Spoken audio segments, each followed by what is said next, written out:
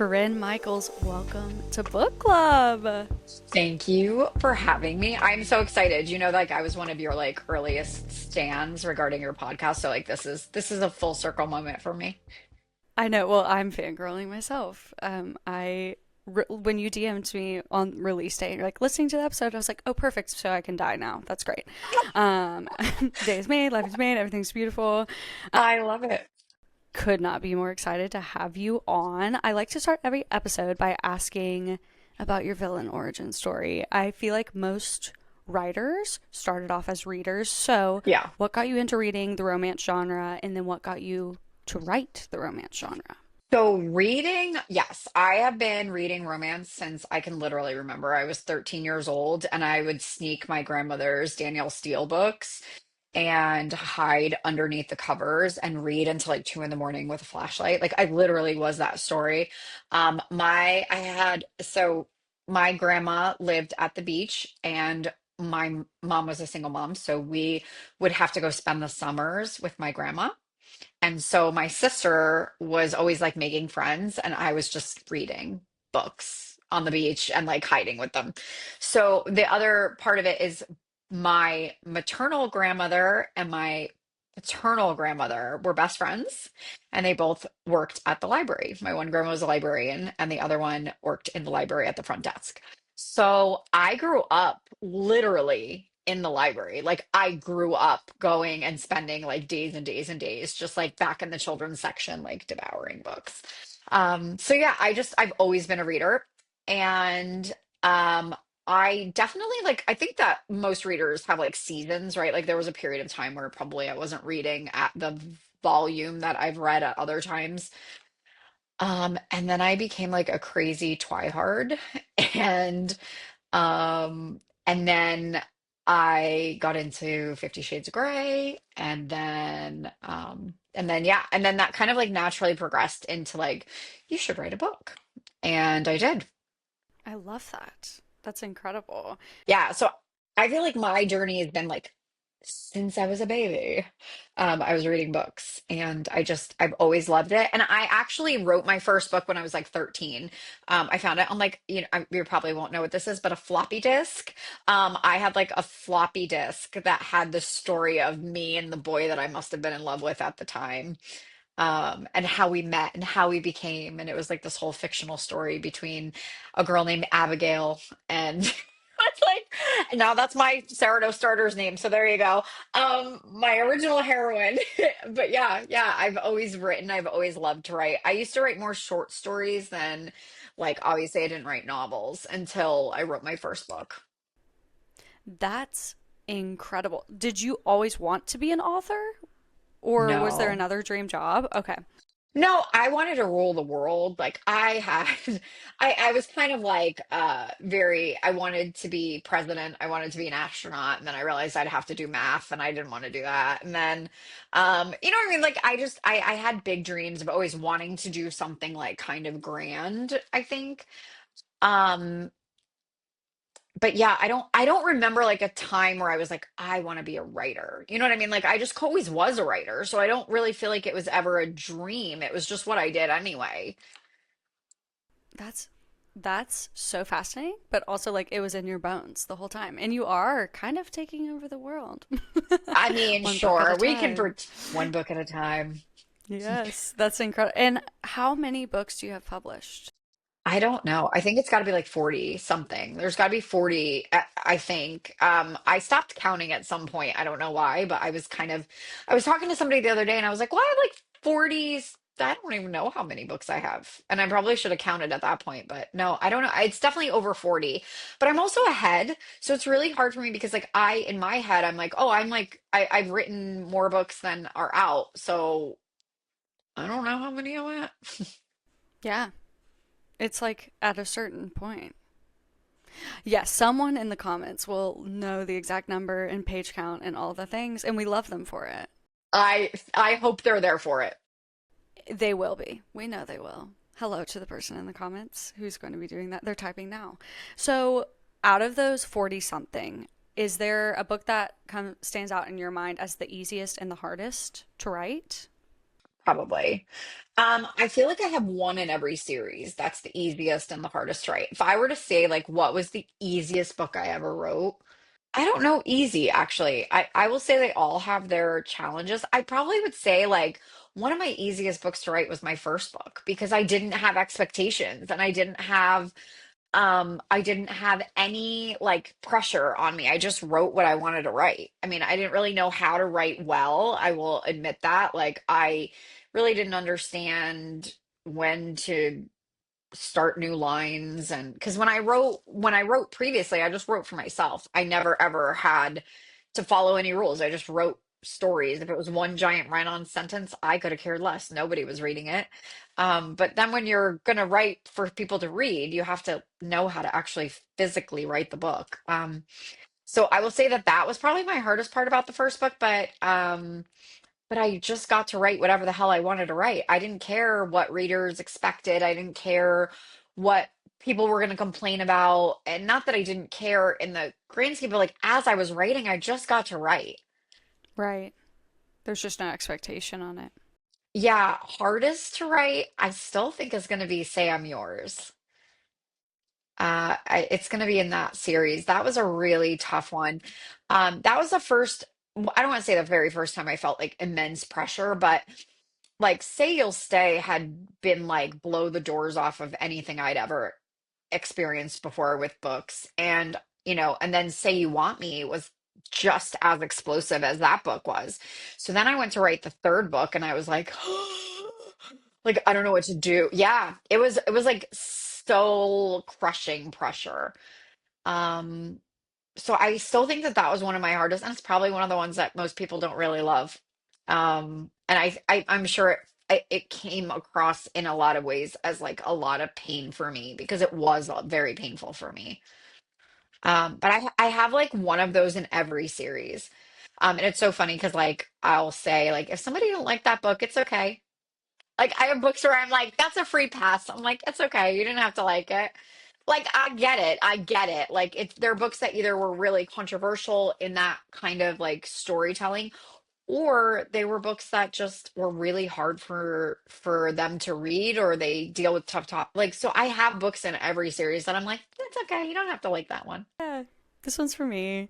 Yeah. Um, yeah, I love that. And you are notorious for heartbreak and ripping our Yeah. hearts out and putting us back together. Has it always been that way for you? What's the plotting process like? I don't When you're plot. prepping to break our hearts, you just do it. You just break It our just hearts. is. Yeah. Yeah. So I'm like I don't know if you've like talked to a lot of authors that'll talk about like their Clifton Strengths test. But most authors we speak in this language of like what's our top five? And so in my top five is empathy. Empathy's number five for me. And empathy means that like I lead with emotion. And I think that's why I write very high dialogue. I write very high emotional impact, and my characters are very driven by what they feel, and right or wrong, right? Like there are many times they make really dumbass decisions, but I feel like that's us in reality, right? Like how many times do I make an emotional decision because I get angry or I get sad or I get frustrated or whatever? So I tend to like let my characters just do what they want and then we talk about it later. That's that kind of feeling. So yeah, I like to feel. Or maybe I shouldn't even say I like to feel. I just feel. I feel a lot. I feel a lot of things all the time. So it comes into my writing. I will say like I feel like since 2023, when did the Whitlocks come out? 2022? 2022, 2023. I don't know. 2023. I think it's 23.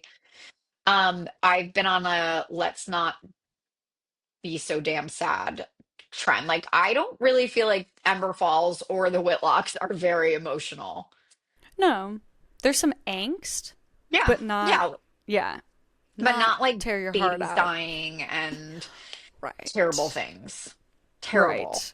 Because I used to honestly, like, I would sit down and I'd be like, all right, well, here's where this is going to happen. And Godspeed, my characters, we're going to make this through. And that would be honestly how I'd sit down to write. And now I don't do that. I'm kind of like, what's going to be the nice thing that we do this time? Yeah. Because honestly, it's emotional for me. Yeah. Yeah. So it's easier on you Yes. almost to Yes. not like, Yeah. go full blown, full throttle. And I feel like there's a give and a take with that. Like you, when you give that much, the like reader experiences that, but at the Yes. same time, you only have so much to give. Yeah. Um, Yeah. yeah, your therapist I, said you're done. yeah, no, seriously, she really did. I like talked to my therapist about it. I'm like, I'm not okay. And she's like, you have to stop writing this kind of stuff because you're immersing yourself in it. You're feeling what your characters are feeling. You're feeling what you feel. So like you almost feel it twice as hard, right? Like as the writer, I have to make sure that I'm putting it on the page. So I have to really feel it deeply and I have to experience what my character is experiencing, even if I've never experienced it. So like there's parts of me that have gone through things that I've never gone through personally. Um, but now I feel like I have. Yeah. Yeah, absolutely. You have experienced a lot of shift in the romance genre. I feel like there were like, things that readers expected in 2016 that they're expecting differently in 2025. Can you talk about what it's been like to navigate the shift in like the romance reader demographics? I would say it's really difficult. Because at the end of the day, we're creating art, right? Like at the end of the day, I'm creating art. I'm creating my art. This is my own art. And I have to create it, but there's also been constraints within that creativity. So I feel like a lot of what people are seeing right now are authors that are either burning out because they're trying to make their art fit what is being requested in some ways. um, and I think that like for me, the biggest shift has been I don't feel like my stories are different than what they ever were. I feel like just how we talk about them are different than how they were. Um, like back in the day, man, we loved miscommunication. I mean, I'm not kidding. That was like the conflict for everything. Every conflict you read was miscommunication. And now everybody's like, we should be more mature in talking about things. And I'm often like, have y'all met yourselves Have in you like been in real myself too? life? Right? Like I don't know. My husband will come home and I'm pissed at him for something that he did or didn't do, and he asks me what's wrong and I'm like, "Nothing. I'm fine. Yes. I'm fine." And he's like, "You're not fine." I'm like, "Oh, I know I'm not fine. You know I'm not fine, but I'm not going to tell you why I'm not fine." Yes. Sit and stew. So I feel like miscommunication is like the cornerstone of most of how we live, right? Like in all reality, how many times like your friend will say something to you and we don't address it right away, right? Like we kind of are like, I don't know." And I mean like, look, I love the idea of emotionally mature men, but I really haven't found many. Many. I'm giving them that much. I'm not saying any, I'm saying many. And did she And I'm not lie? saying that they don't that they're not that they don't exist. I mean, unicorns might exist, but I think that miscommunication is a trope that is really hated on, but honestly, I think most of the time that it's hated on, it's because we see ourselves doing it Mm-hmm. and we don't like It's it. it's therapy on today's podcast, really. I know, you're welcome. Brought to you today by And that was Steve and free Corinne. from Corinne Michaels. Yeah, that was free. She'll bill My you. therapist is probably going to watch this and be like, let's talk about that podcast Yeah. you did. Let's try this again. That's And like, amazing. next time that he says what's wrong, what are we going to say? He's like, let's listen, let's play it back. It's like Play it those back. commercials where it's like the playback, like they throw the the red flag. It's like playback. That's Mhm. amazing. Okay, so I feel like the world has become very tropified in social Yes. media day and age. What is it like to navigate writing in a tropey world? Again, no different. Yeah, I mean, like, I just am more aware of when I'm marketing what I'm going to talk about. I actually don't hate these tropes. I will say, I don't hate tropes. I love tropes. I think that tropes are, first of all, there's only like 33 tropes in the romance genre. So like, yeah, we do write to trope. Like in general, like all of us, if you look at my old books, I have Second Chance from 2015, and they are second chance childhood lovers. Um, Traumatic pasts. Like if I look at like Say You'll Stay, it fits in tropes too. I didn't write as tropey. Like I feel like I didn't knowingly write a trope, but I wrote tropes anyway. We all do. So now it's kind of cool because we just kind of talk about it more. And now it's more like, you like this? Well, this is what it fits into. And maybe you like this. And if you like, I think it makes for great for you guys too. Like when you want to talk about like if you like this book because of the trope, then here are books that are just like it, or here are books that fit into those tropes. So I think I love a tropey world. The micro tropes were a little bit hard for me. I have to tell you, it took me a little bit to get onto those because I'm like, where are we making things up now, y'all?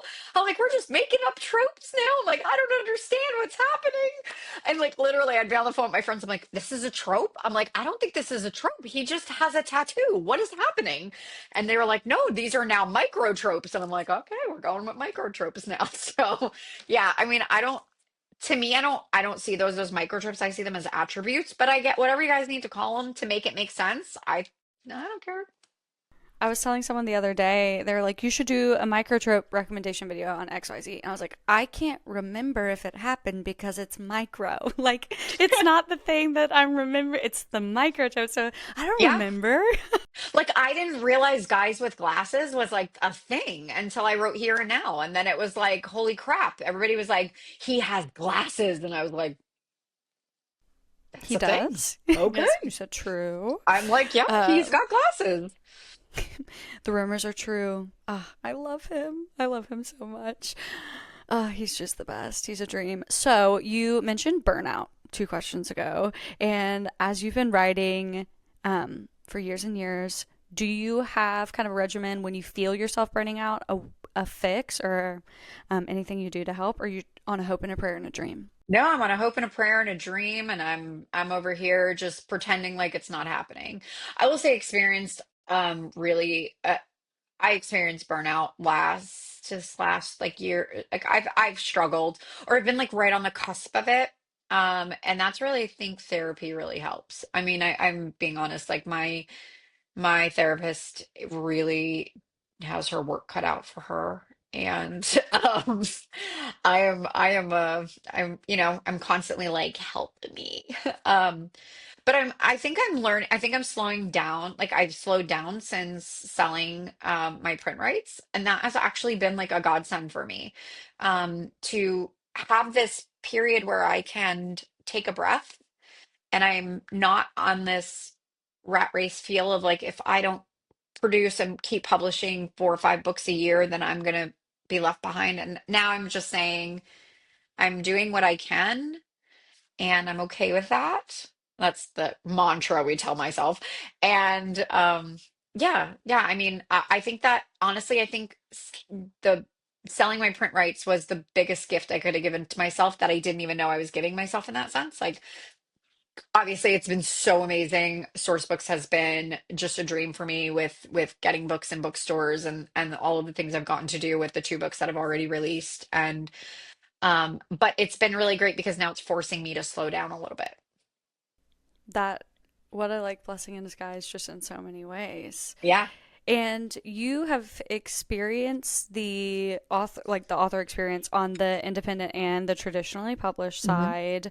Um, can you speak at all to like the benefits of both? I am fortunate to have lots of authors that listen to this podcast as well. So hello to all the authors. Hello. Can you speak to that experience, the transition, the benefits, all that good stuff? I mean, I think that for everybody it's different, right? If you asked me after my first traditional experience, would I ever do it again? I would have probably told you no. Um, this to me was the perfect marriage. First of all, I think that Source Books was my right fit. I think that that's really one of the things that I would tell authors is really make sure that you're not just chasing a deal, you're chasing the deal that makes the most sense and fits with you. You have to love your editor and your editor should love you.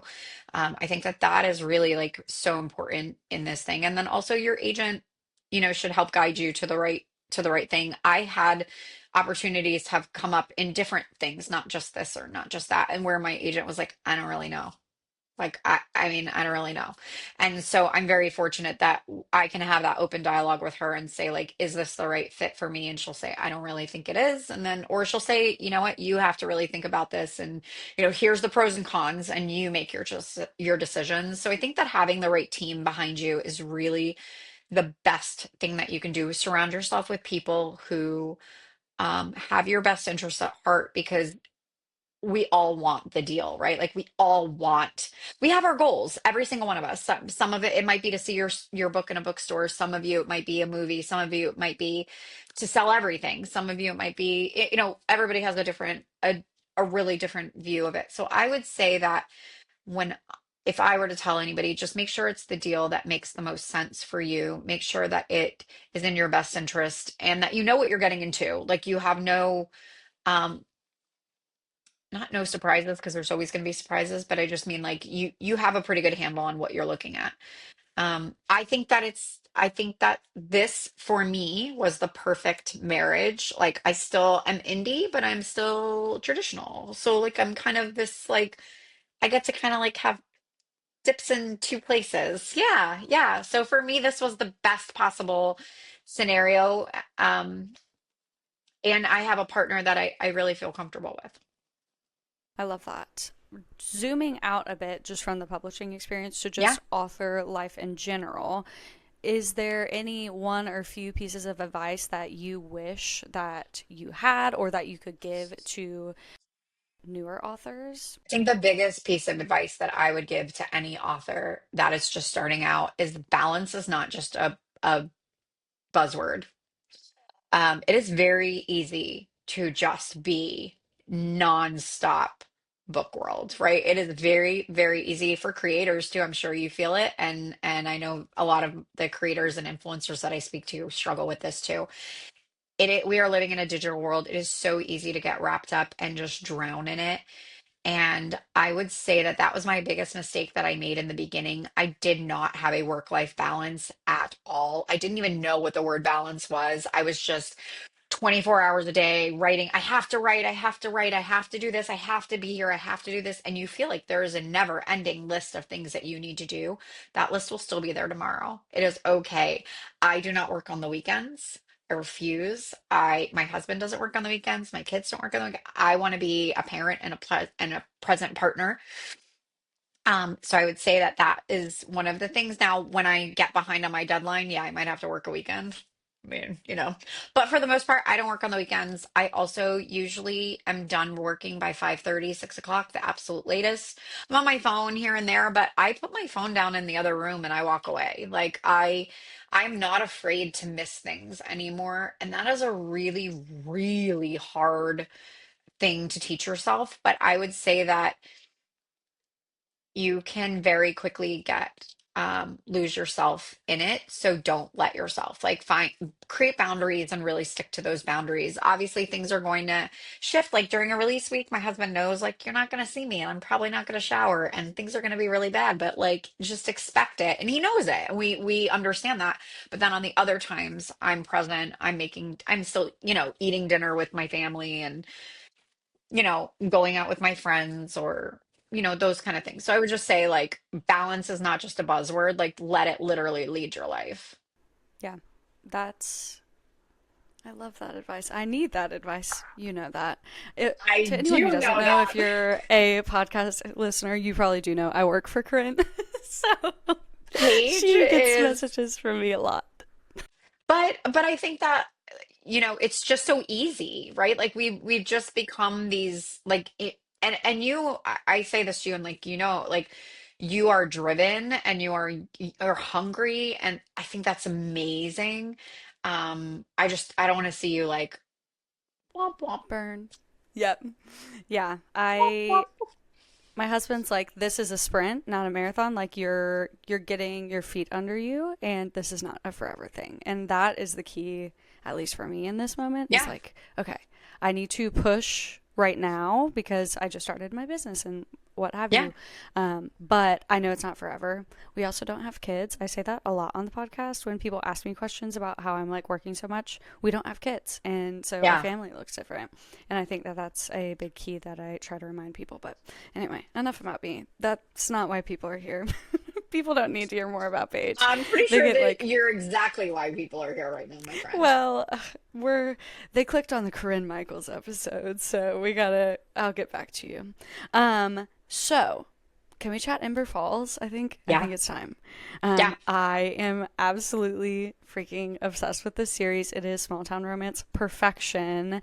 What was your inspo behind Ember Falls? How did the idea come to you specifically? I'm obsessed with the disc jocks and the Yeah. um, the ultimate frisbee team. So talk to us about the origin story of Ember Falls. So that's really where it started, was the disc jocks. I saw very clearly this group of four guys who just wanted to play the most ridiculous sport that I could think of. And I will say, this is like me low-key trolling my kid.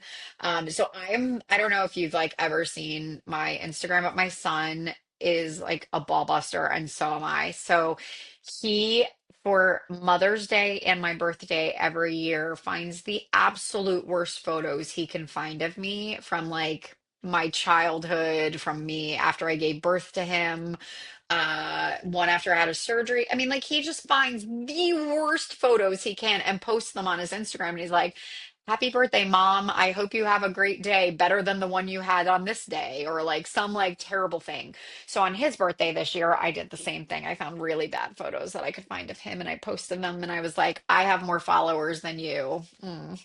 But like so we're kind of like that kind of a family. So anyway, he plays ultimate frisbee in college and I just make fun of him constantly for it. Like I'm like, "You're like the guys that couldn't get on the football team, so you made your own team." Got it. And like he's like, "Shut up, it's a real thing," and I like bust on him.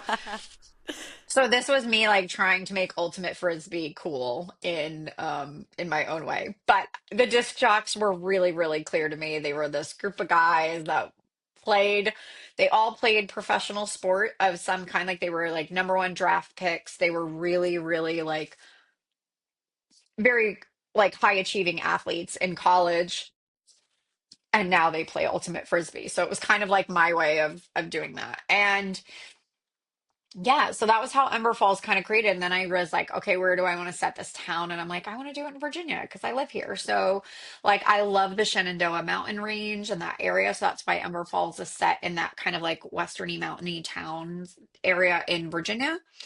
And yeah, I kind of, that was how Lachlan came to be a character. And I knew that I really wanted All Too Well to be a brother's best friend. And I wanted a spunky heroine. And that was kind of how literally like that was all I knew. And then I went in and they all became who they've become. So now it's really fun by book three, book four, you're kind of like this panned out. Okay. Yes. I told you I had to pull my car over listening to Here and Now, because it was the scene where they were one of the scenes where they're at practice and Here and Now. And first of all, the writing phenomenal and the narration was just so funny. I had to pull into a gas station. I had tears running down my face. Like they're just so funny. They take it so seriously. I know, they're really funny. And not only, but their friendship, the four guys' friendship, is based on my husband and his three best friends.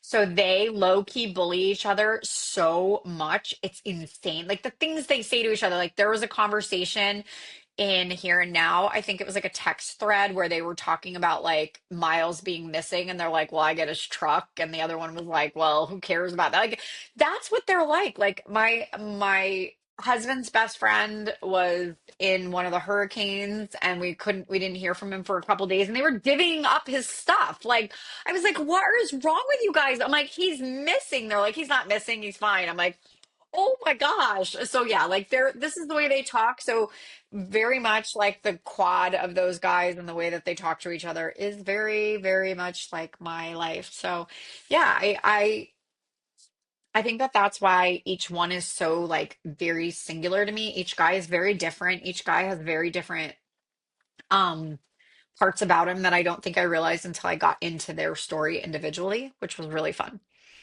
Yes, and they're all of your characters in this series are like so complex and three-dimensional, and I'm just obsessed with all of them. You do have this like entire little universe kind of zooming back out though of like just Corinne Michaels' universe, and there are Yeah. so many fun crossovers. Do you don't plan those necessarily? You're No. just like, oh, they're siblings or Yeah, I'm like like, what have oh, you? this would Yeah. work.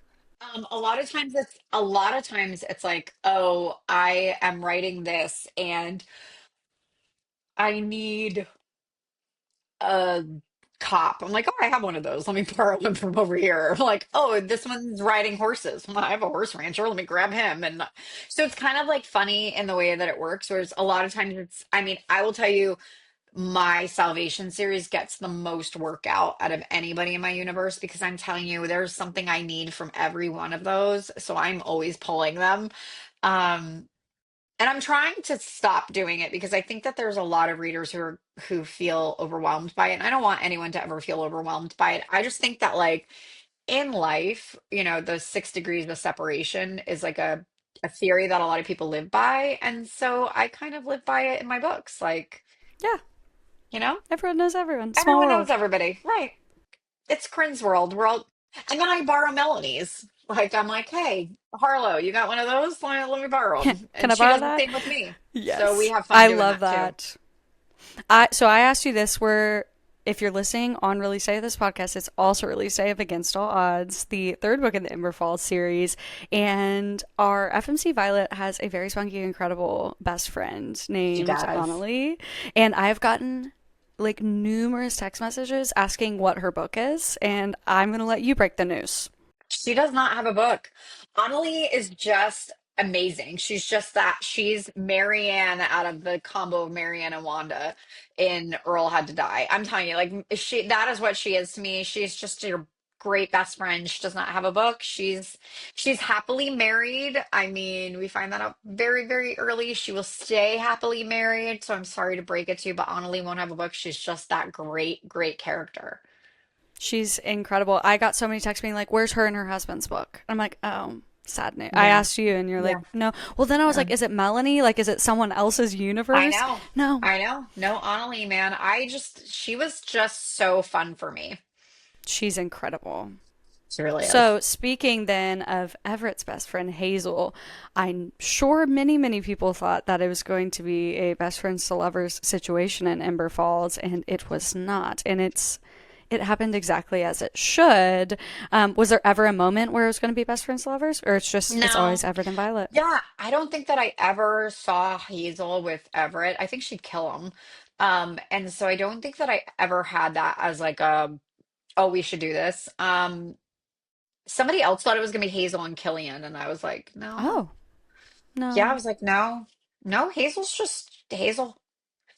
In my mind, Hazel has an HEA with somebody else, and I'm completely fine with that. Like Hazel's my girl, but yeah, no, no, I didn't think that she would ever really end up with Everett. I will say that. Like Everett, I felt like Everett needed to have a come to Jesus moment with his past, and that was why Everett needed to be a second chance. he's so good. He And really is. he never got over her, and it's so beautiful. So, Mm-mm. if you are unfamiliar, Against All Odds is out today, and it is a second chance childhood friends to lovers. Accidental pregnancy, but it's Not not his his baby. baby. And it's the best not his baby book I've read. I Really? just, Oh, thank you. uh, the way he immediately is like, and, okay, like, it's not mine, but it's half you. So, Hmm. like, that's enough for me. Um, you wrote Everett as being adopted. And so, was that intentional, like, just with the not his baby trope? Let's just talk about Everett. Yeah, I knew that Everett was adopted when I first plotted, or like in Here and Now. Like we knew he was adopted there. And I just thought, my gosh, like how beautiful of a full circle thing for him. If first of all, he knows what it's like to be somebody else's biological child, right? Like he can understand probably better than anybody what it's like to be raised by parents that aren't your biological parents, and what that love can look like, and what that family can look like, and what it could all mean, right? And Everett's mom and dad loved him in a way that was everything that I know. I have friends that have adopted children, and their children are their children. Like that is that there is no adoptive children, it is their children.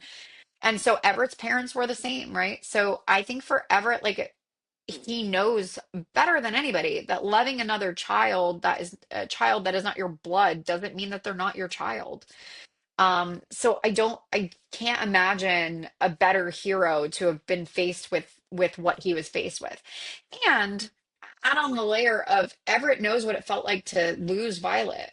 He knows what that feels like to have loved something and had to have let it go and lost it when because it was just the right person with the wrong time. And so I think that for Everett's character especially, like it was the setup that made the best sense for his character. He knows what it's like to be adopted and to be loved and raised like a child that of your own. And he also knows what it feels like to lose something that you loved more than anything in the world. Yep. You know, And like he's just the perfect like duality of a man. Of he's so funny and he's just kind of he is like kind of a bachelor personality, but it's so much more than that. And he's yeah, so much like his acts of service, like he is the definition of yeah, acts of service. yeah. Like No, he he just really is. is. He And is. I'm just obsessed with him. And then Violet, I think, is obviously his perfect match just in a character. And the story Yeah, starts off with her being very publicly, her yeah. husband's very publicly unfaithful to Humiliatedly. her. Yes. Yeah. And that is the catalyst of her returning to Ember Falls. Yep.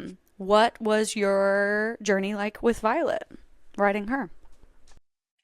Violet was super complex, right? Because here's this girl who walked away from Everett. So she, she thought she found the right guy, right? Like they were young. They split up for various reasons. And she went to college and she met this guy and she thought he was great. And they had a great marriage for a period of time until it wasn't. And, I think that Violet reminds me a lot of many women who are just trying to make it, right? They're just trying to make it work. They don't want to see their life implode. They don't want to see their marriage implode. So they're doing the best they can. And I think for me, Violet also comes from a complex childhood, and her parents are very difficult on her and to her. So yeah, so Violet was, and I will say, like, I felt like Violet just kept getting kicked. And that was very hard for me as an author to just keep writing this heroine that just can't catch her breath. Like, every time she thinks that this is behind her, something else hits her in the face. And every time she moves on and she's preparing for her life to go, something else knocks her down. And that was really hard for me, I will say, because I just felt like, God, give this girl a break. Yeah, I did, but at the you're same writing it. time, I'm like, life's not happening for you, Violet. We're just gonna keep going through the shit. But Everett was there, right? Like, I also knew she could handle it because she was gonna be okay. She had the support that she needed, and I think that that's like the beauty of romance, right? Like the beauty of it is like you've got these two flawed humans, these two flawed characters, but together their flaws help the other one get through what they need to get through. And I feel like that's when you said like Violet was his perfect, and the same for her, right? Like Everett was exactly what she needed, even if she didn't think that was the truth, right? Because like Violet's going to talk herself in and out of this relationship. Yeah. Ugh, I just love them both. Do you have a favorite moment between them, a favorite moment in Against All Odds, or a moment that you want readers to pay attention to, where you're like, lock in? I have quite a few favorites in this book. I love the scene when he takes her to the farm. Yes. I really love that scene for multiple reasons. Um, and she wants to bring home the goat. Um, I think that one of the scenes that I would say like to pay attention is one with his mom. I think that that's like a really poignant scene for Everett in that moment. I cried. His Oh, relationship with his mom was so beautiful, like yeah. unbelievably beautiful. She has, sustained what they assume to be a brain injury following a car accident that resulted in the loss of his father. And Everett takes care of his mother. Like, he is Hmm. her caregiver. Yep. And that softens his character in such a beautiful way. Yeah. I can only imagine that that was very emotional to write. Yeah.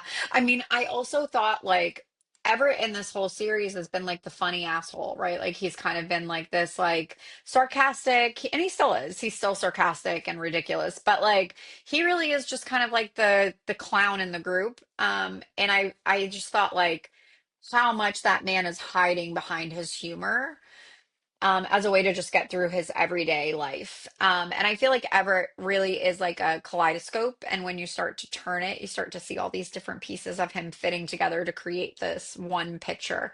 I really think that's how I approached Everett, was kind of like, okay, here's this one piece. And if you look at just one piece, he's just like this. But when you start to like move the piece, then the piece shifts and changes.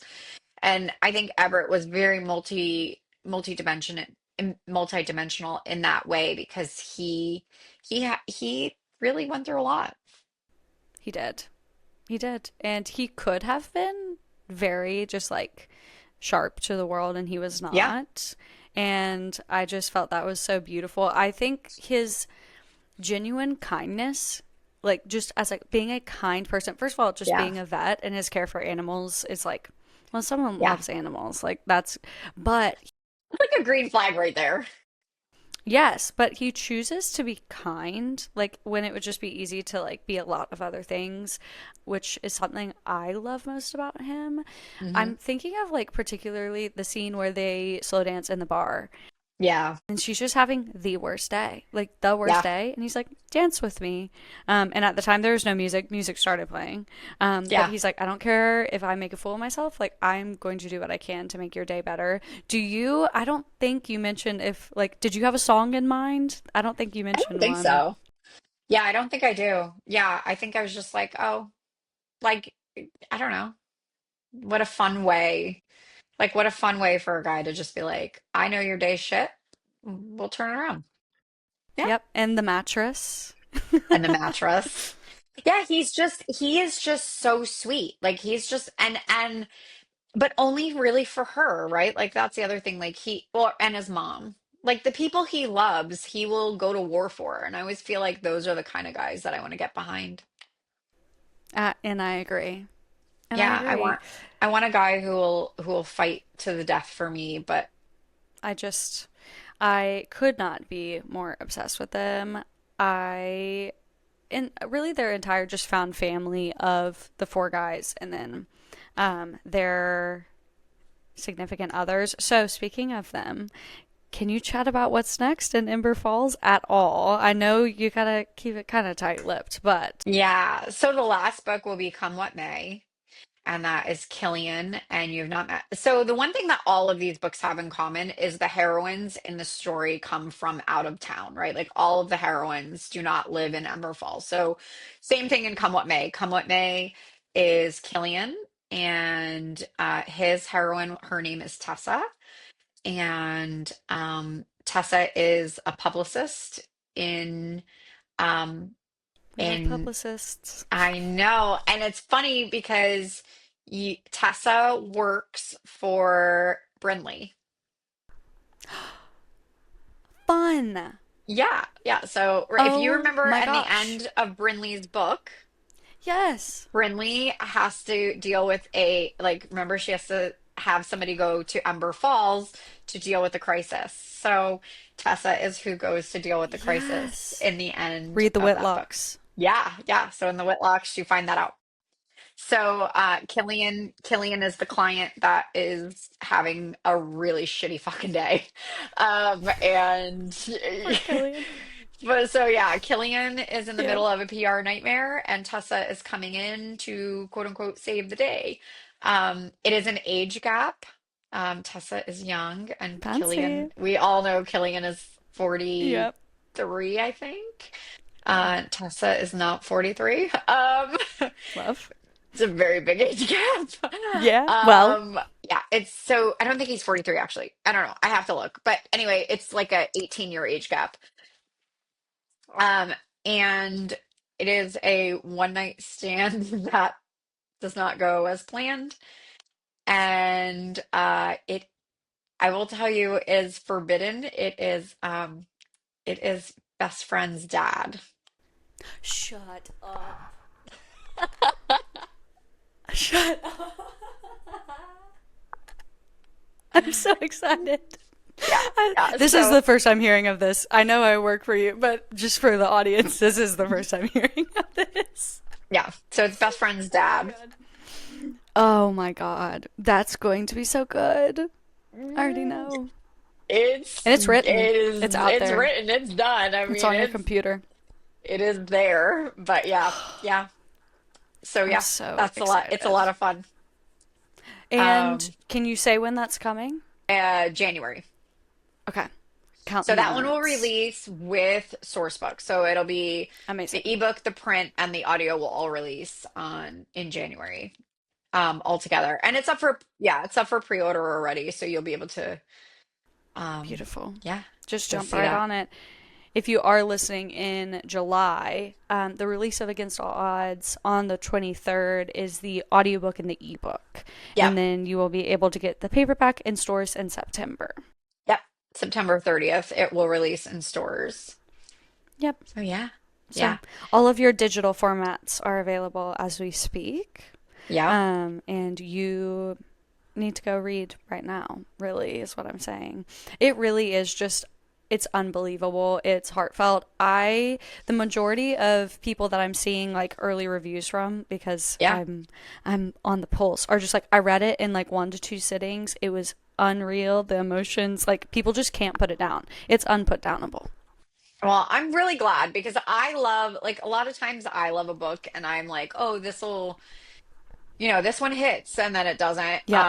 Or Yeah. flip side, right? Like, I'm like, this book's not going to do shit. And then it does do. So you just never know. I will say I really, really loved the conflict of not his baby. I think that that takes, like, I know surprise pregnancy is such a hot topic trope. I don't know why it's so hated. I personally love it. But I think that like I think that this is like single dad without it being a single dad to start, right? Like the single dad becomes, or the single parent part of it happens, which, in my opinion, the best part of a single parent romance, in my view, is watching the hero or heroine fall in love with another person's baby. Like to love another person's baby is so absolutely attractive to me. In my mind, like that's what we love as readers. So like you're getting to see that before that baby's even there. Like how much more sexy is that to watch a man love a woman and that baby before that baby is even born. And he's just like, I don't care. Like, I just think it's so hot. I just think it's so hot. So, yeah, I'm here for it. You think correct. Oh my God, it's so good. This will be my last like actual like question, but it did. I have it on my list and I just didn't mention it. Do you have a favorite trope, least favorite trope, either to read or write? Oh, yeah. Yeah. I Yeah, love Second Chance. I it's love so good. Second Chance. It's my It's the favorite best. trope to write. I love I know that like so many don't love Second Chance. Like the tropes that I like apparently are not everybody's favorite, so I don't know. But I love Second Chance. I love Friends to Lovers. I don't know why It's the everybody best. hates it. It's elite. Um It's the best I've one. I really like Enemies to Lovers too. So like I don't have an issue with that either. But yeah, And you have there's so many good enemies to lovers. Anyway, yeah. I love Enemies to Lovers. That's what I'm rating now. like tempting But promises. Well, that one was so fun. Let me just tell you. That was like one of my favorite books that I've written because it was so fun. Maybe that would be one of the easiest ones I've ever written. Just because it's just like it was so it was just so like the characters were just so real to me. They But were yeah. awesome. Yeah, Friends to Lovers. I'm a Friends to Lovers girl though, and I have been, Yeah, and I I don't will know why be. everybody hates it. I'm like, y'all, like again, but I think it comes to like everybody's like, yeah, but if you were friends, if you were such good friends, why wouldn't you tell them? And I'm like, There are I a lot of mean, reasons. do you do you want to wreck your friendship? I mean, like a lot of people don't want to ruin the friendship that they have. Yeah, Or somebody's with somebody else when you're in love with them. I mean, true. like there's a lot of reasons why I think friends to lovers can't really be together. I agree. Is there any you'll never write or don't like? I hate love triangles. I'm just not good My at it least favorite. either. Yeah, like I just suck at it. I know which guy should win and I just write him to be the winner. Like I'm just like I don't know how you guys make these guys both likable. I don't like either of them. So I won't write that. I don't know that there's a trope. I mean, I won't write dark romance. But that's just You're a because small town girl, yeah, I'm more small town girly and and you write plenty of angst. yeah, and I'll write some suspense stuff, but not necessarily like dark like dark. I think there are so many authors that do it so much better than I ever would, so I just let them do. Like I'm not gonna dabble over there. Speaking of Corinne suspense, you need to read Rose Canyon. Everyone listening, required reading. Please listen to me She's like, and do it. I do love that series. That was my palate cleanser series. It's just so freaking good. And if you do, I have video vlog of me reading it that I made for Corinne and Torianne, and you Yes. should.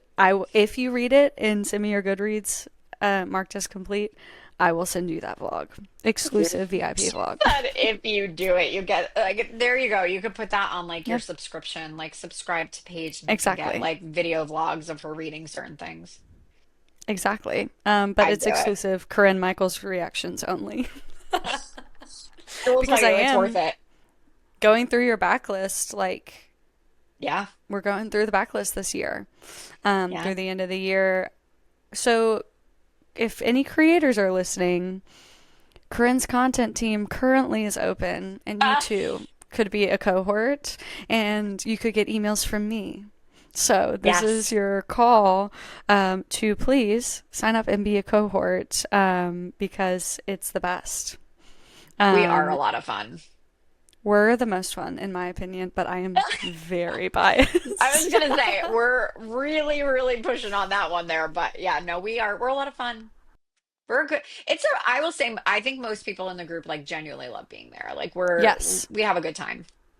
Yep. There's no like requirements necessarily other than to read Corinne's books. So it's Yeah, like you're already doing that. I know you're yeah, already doing that. So yeah, we have a anyway, lot of fun. join the team. If you go Just on like Instagram to shameless at plug. Corinne Michaels cohorts, you can apply. And I Gosh, would look at love to this see it. Yeah, shameless shameless plugging plug. over here. Shameless plug. Why not?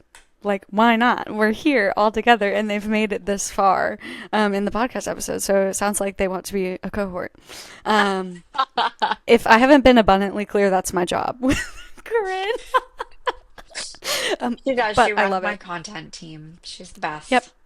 But I have the most fun ever. Like, the team's incredible, truly. If y'all are listening, like, y'all have blown me away this release cycle.